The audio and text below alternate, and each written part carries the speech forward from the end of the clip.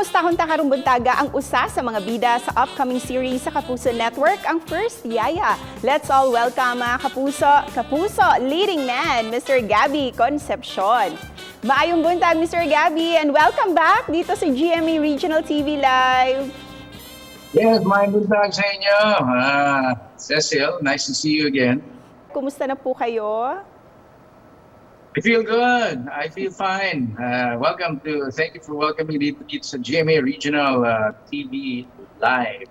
Thank you, Sir Gabby. At ngayon ba na balik Manila ka na? Balik sa city ka na? Balik trabaho na ulit? Ready ka na ba para sa lock-in taping under the new normal?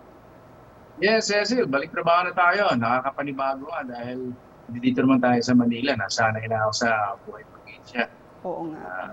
Sa probinsya, maraming ibon, maraming tunog ng dagat, nunot ng hangin, ng puno. Dito, maraming kotse, maraming traffic. Pero kakaiba lang, pero masaya naman. It's nice to be back. I'm looking forward to working again with the new normal style. Iba yung style kasi ng shooting at work ngayon. Kasi naman sa ordinary office, iba na rin ang style ngayon. May mga mask, may mga check yung temperature, merong swab, meron din kaming gano'n. So bago pumasok, swab muna. At pagtapos ng taping, pag-uwi, isa-swab ulit bago lumabas ng location. Alam mo, Sir Gabby, I can't help but notice, but you look more handsome and even fitter this time. Ano ba yung mga workout routine na ginagawa mo and even hanggang sa lock-in taping, magagawa mo pa rin? Always hydrate. Yan. Importante yan. Hydrate. Water all the time. Drink a lot of water. And you have to take your vitamins. And you have to exercise a lot. Kailangan lang naman meron kang 30 to 45 minutes na movement. And it goes to show na ready na po talaga kayo to take on your new role dito sa First Yaya. So please tell us more kung anong magiging role mo dito sa First Yaya, Sir Gabby.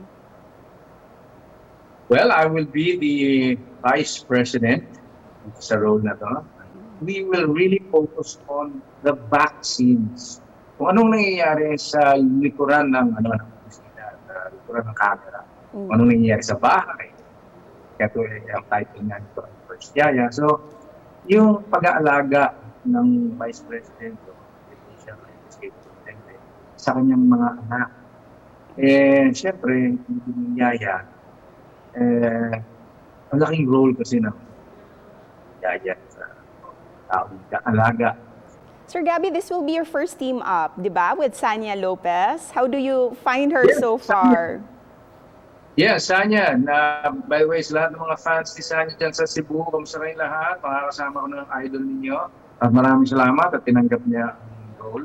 This Christmas season, we'd like to know what are your plans, Sir Gabby? Ano yung mga things that you look forward to and the things that you're most grateful for this year, despite everything that has happened? This time, first time na mangyayari na hindi kami aalis ng Pilipinas, dito kami magbabakasyon. Maghahanap lang kami ng lugar na pwedeng dalawin. Yung mga ibang resorts kasi sarado pa. So, maaaring magpunta na kami sa bahay ng mag-anak. Para na lang, quality time na lang sa mga kamag-anak. And of course, kasi magpapasko na, Sir Gabby, what's your Christmas message para sa lahat ng mga fans mo dito sa Cebu at sa buong Visayas?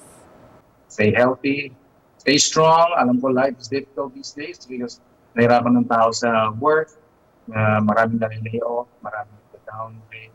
Pero stay strong everybody and maaliw na lang tayo sa mga ginagawa natin. Merry Christmas in advance! Merry Christmas in advance, Sir Gabby. And so many things to look forward to this 2021 talaga. At isa na dyan yung bagong project mo, ang First Yaya. So congrats in advance sa bagong project and ingat po kayo lahat. Yes, okay rin. Take care because we care. Thank you, Sir Gabby. Bye-bye. Take care. Mwah!